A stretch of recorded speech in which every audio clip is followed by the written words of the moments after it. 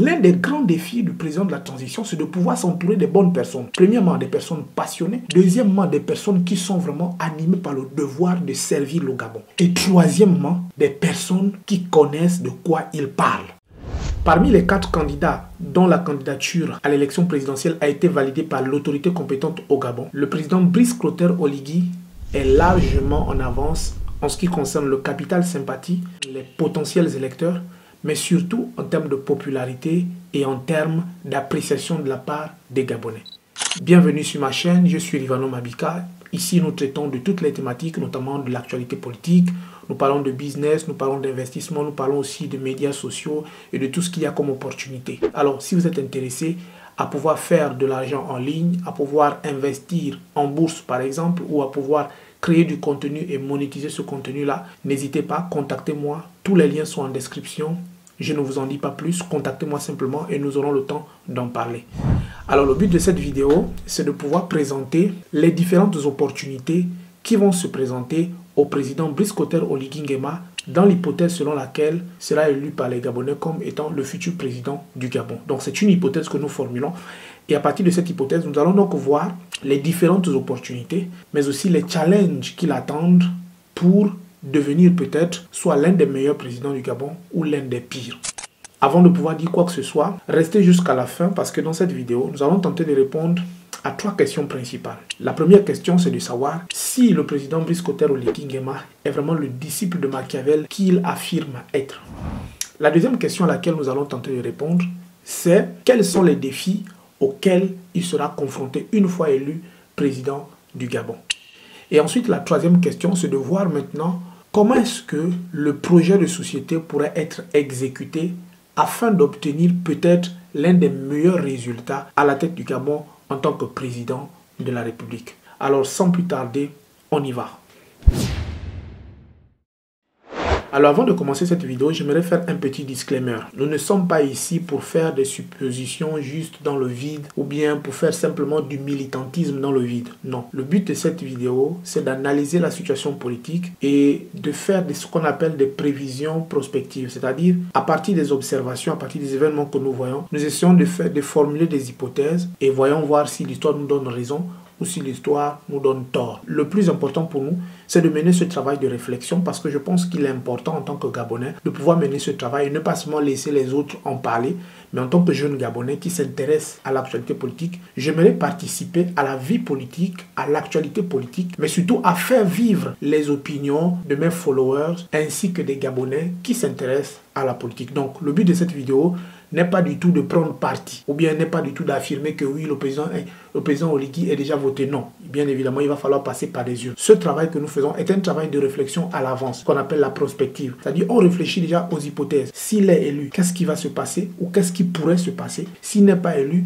qu'est-ce qui pourrait se passer? Dans le cas où il est élu, qu'est-ce qu'il pourrait faire pour réussir son pari et comment est-ce qu'il pourrait mettre en place un certain nombre de choses? Voilà. Donc, c'est un peu dans cette optique-là. Je ne suis pas ici pour donner une opinion ou un avis définitif. Non, c'est une réflexion. Et dans cette réflexion, je peux me tromper bien évidemment. Ce sont des hypothèses et après, quand on se rend compte qu'on s'est trompé, on revient sur notre idée et puis on continue le travail parce que c'est un travail que nous faisons. Voilà, donc si tu as compris le but, on peut commencer la vidéo.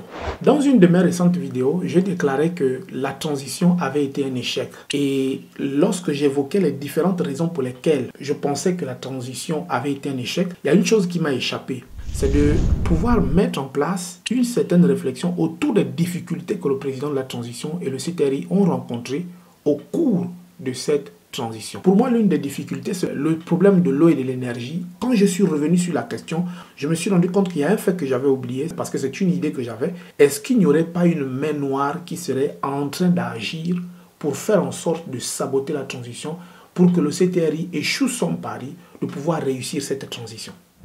Revenons un peu sur l'entretien entre lui et la SCG.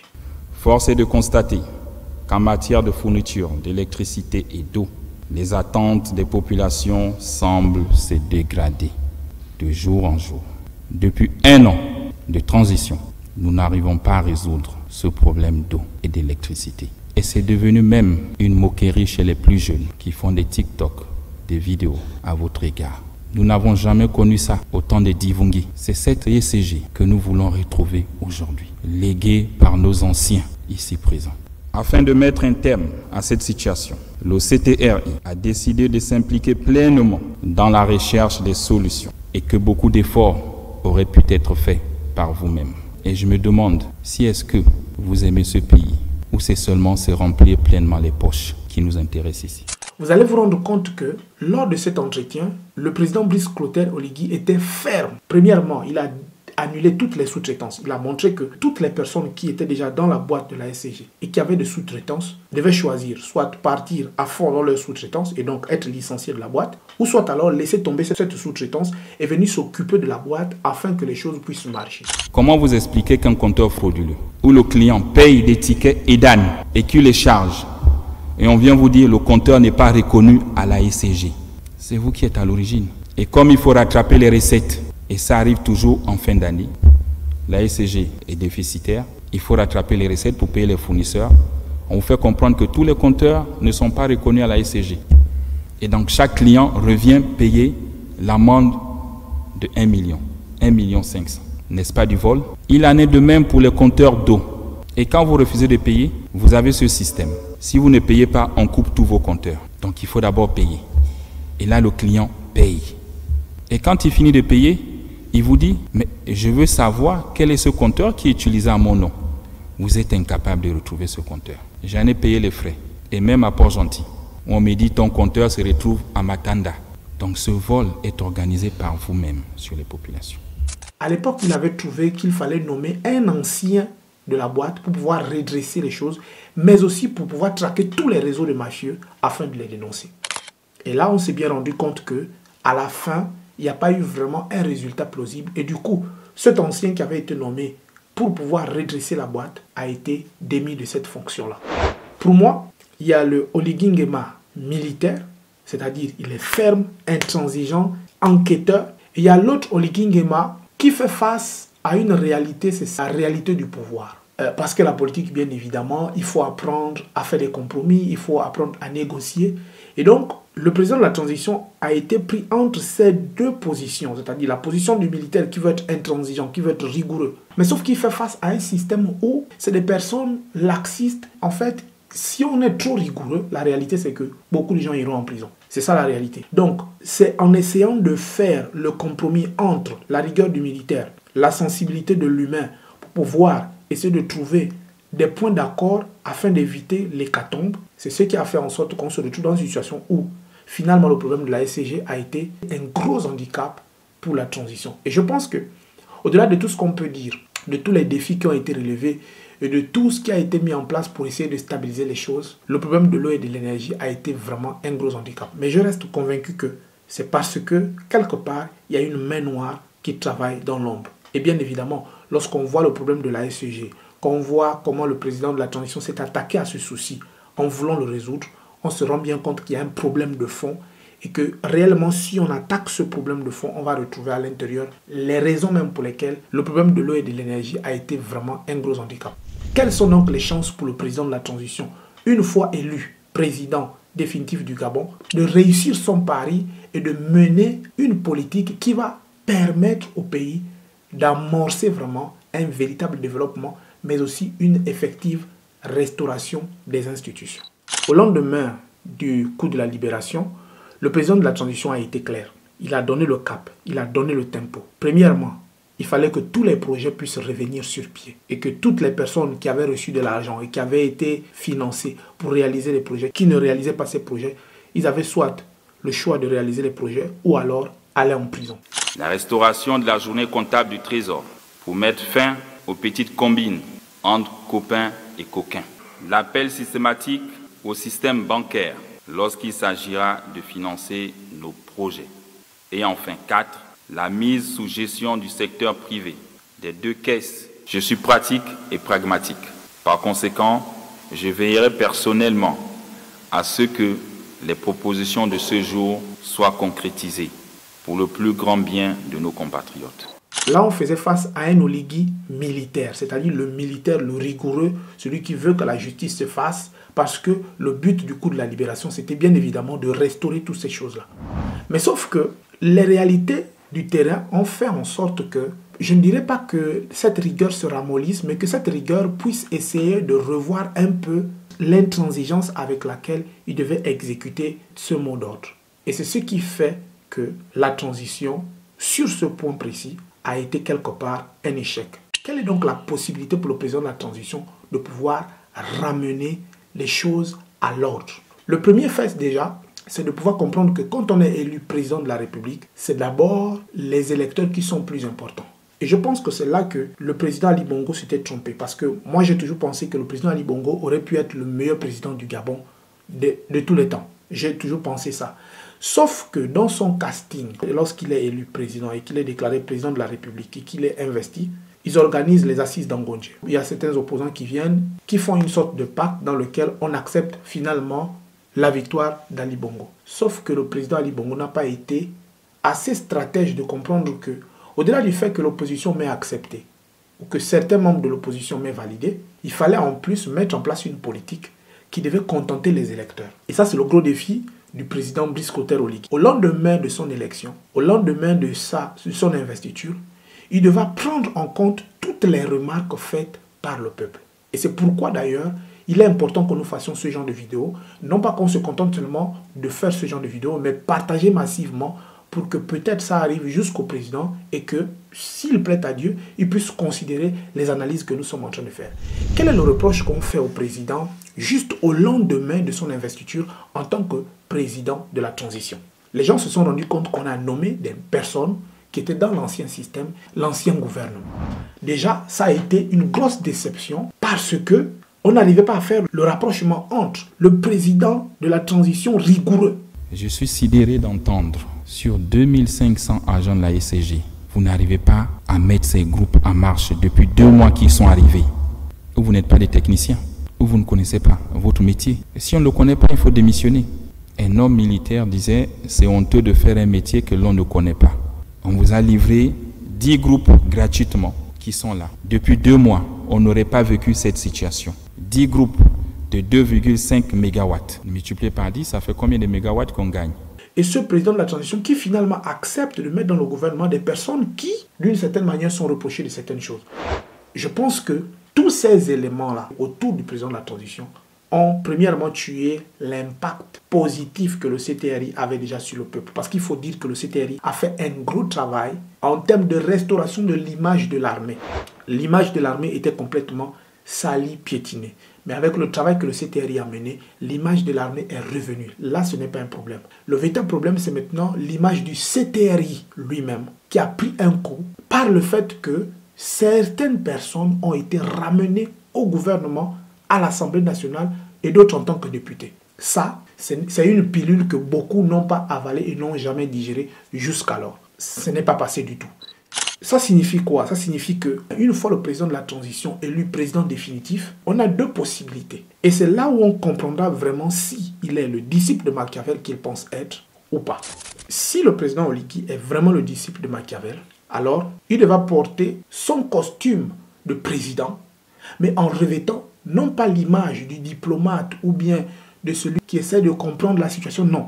Il devra être ferme, il devra être intransigeant et il devra être rigoureux. Ce pays a besoin d'être dirigé par quelqu'un de dur et de rigoureux. Et ça, moi je suis d'accord avec ça parce que je pense que la meilleure manière de maximiser cet atout, c'est de pouvoir, au lendemain de son élection, pouvoir annoncer directement ses couleurs. Toutes les personnes qui viennent, que ce soit dans le gouvernement, que ce soit autour du président en tant que conseiller ou quoi, doivent comprendre la nécessité de travailler pour pouvoir mener à bien le projet de société soutenu par le président. Lors de l'inauguration de la plateforme des bâtisseurs, le président a appelé de ses voeux toutes les forces vives de la nation pour contribuer à l'essor du Gabon vers la félicité. La vidéo que nous sommes en train de faire participe donc de cette réflexion-là pour pouvoir proposer des idées au président pour dire « Cher président, nous pensons que la meilleure manière pour vous de pouvoir vous imposer en tant que président et de réussir le premier mandat, parce que le premier mandat est très important, c'est de pouvoir mettre autour de vous les personnes capables de refléter l'idée et le projet que vous avez pour le Gabon. Premièrement, exécuter les terrains de grande envergure et faire en sorte que ces terrains puissent pouvoir amener le Gabon à une image complètement rénovée et renouvelée. Le deuxième élément qui est très important, c'est de pouvoir changer la classe politique. Parce que la vérité, c'est que Aujourd'hui, les nombreux échecs que le Gabon a connus, que ce soit sur le plan économique, que ce soit sur le plan de sa politique internationale, que ce soit même sur le plan de sa politique nationale, c'est le fait que la classe politique dirigeante, on a l'impression, n'a pas envie que le pays se développe, mais c'est des gens qui sont là juste parce qu'ils ont un poste et le plus important pour eux, c'est travailler, gagner leur argent et basta. Mais je pense que ce n'est pas là le but que le CTRI est venu poursuivre. Non, le CTRI n'est pas dans l'ordinaire. Le CTRI est censé être dans l'extraordinaire. C'est-à-dire qu'il y a des choses qui ne marchent pas et c'est pourquoi on est là. Et comme on est là, on doit pouvoir faire en sorte que ces choses marchent. Et une fois le président, qui est le patron du CTRI, élu, alors on comprend que le CTRI va devenir une force active dans le développement même du Gabon. Et c'est pourquoi le CTRI devait avoir une priorité principale qui est celle de nettoyer la classe politique et de former une élite complètement rénovée et renouvelée pour pouvoir mener le pays vers la félicité. Pourquoi il est important de renouveler la classe politique? Parce qu'il est impossible qu'on développe le Gabon avec les mêmes personnes. Parce que ces personnes, pour la plupart, ils ont dirigé pendant longtemps et d'autres sont déjà amortis. Ils n'ont plus l'énergie suffisante. Ce n'est qu'à ce prix-là qu'on pourra avoir de nouvelles personnes qui sont nourries par la passion et le devoir de pouvoir voir ce pays se développer. Et c'est là maintenant que le casting est très important parce que, comme je le disais déjà, l'un des défauts du président Ali Bongo, ce n'était pas forcément la mauvaise gouvernance, mais c'est d'abord été le mauvais casting. Je vais vous dire pourquoi je pense que Ali Bongo aurait pu être le meilleur président. L'une des choses que le président Ali Bongo a mené au Gabon, c'est déjà le fait qu'il réfléchissait sur une diversification de l'économie. Il avait compris que on ne pouvait pas continuer à être seulement dans l'économie de rente qui était celle de vendre les matières premières parce que ce n'est pas de nous que dépendent les fluctuations des prix sur les marchés. Ce sont les personnes qui gèrent les marchés qui déterminent les prix. Donc, quand ils décident que les prix sont hauts, on est bien. Quand ils décident que les prix sont bas, donc on est un peu soumis aux lois du marché. Le président Ali Bongo avait compris que c'était comme ça que le game fonctionnait. Il a décidé quoi? Il a décidé que le bois devait désormais subir les premières transformations sur place. Et donc, il a créé la zone économique spéciale d'un coq. Mais d'où vient le défaut du président Ali Bongo? C'est dans son casting. Il a fait en sorte que la classe politique puisse être constituée essentiellement d'étrangers. Et c'est là le gros problème. À partir du moment où on a eu beaucoup d'étrangers, à la fois dans les différents cabinets de la présidence, à la fois au niveau de certains ministères, ça a tué la volonté de voir le pays se développer. La plupart de ces gens se sont enrichis, ils sont repartis avec l'argent ailleurs, investir au Rwanda, partout. Et le Gabon est resté comme il est. Et aujourd'hui, beaucoup ne sont même plus là, ils se sont volatilisés. Donc l'un des grands défis du président de la transition, c'est de pouvoir s'entourer des bonnes personnes. Premièrement, des personnes passionnées. Deuxièmement, des personnes qui sont vraiment animées par le devoir de servir le Gabon. Et troisièmement, des personnes qui connaissent de quoi ils parlent. C'est pas possible que je sois militaire et j'ai encore besoin qu'un Américain vienne là-bas m'apprendre comment on va manipuler telle arme. Non, il faut que le militaire maîtrise l'arme. Il faut que celui qui va, en tant que technicien de surface, puisse connaître son travail. Donc il faut prendre des personnes qualifiées. Et c'est pourquoi je suis totalement d'accord avec l'appel que le président a lancé lorsqu'il parle d'appeler toutes les forces vives de la nation pour contribuer à cet effort qui en réalité ressemble à un effort de guerre. On est en guerre parce qu'on doit développer notre pays. Et c'est pourquoi je pense que les personnes qui sont appelées à gouverner aux côtés du président doivent être des personnes qualifiées, des personnes passionnées et des personnes animées par le devoir. Et ce n'est qu'à ce prix-là qu'on aura vraiment un projet de société qui va pouvoir atteindre les objectifs fixés à l'avance. Il y a un proverbe qui dit que qui trop embrasse, mal étreint. Donc, ça signifie que si le président veut que sa vision réussisse, il devra s'entourer d'une poignée de personnes capables d'amener le projet à s'exécuter. Et pour cela, il faudra être exigeant. Si il faut trop de personnes, alors ça va saboter le projet et ça fera en sorte que la réputation du président puisse tomber en ruine. Et là, ce ne sera pas bien, ça ne pourra pas l'arranger. Donc, pour pouvoir être dans la ligne directrice qui est déterminée, qui est celle de bâtir un Gabon nouveau, il faut être exigeant. Il faut être exigeant et il ne faut pas tolérer les petites ouvertures. Dès qu'une ouverture se présente, on la ferme. Pour moi, ce n'est qu'à ce prix-là.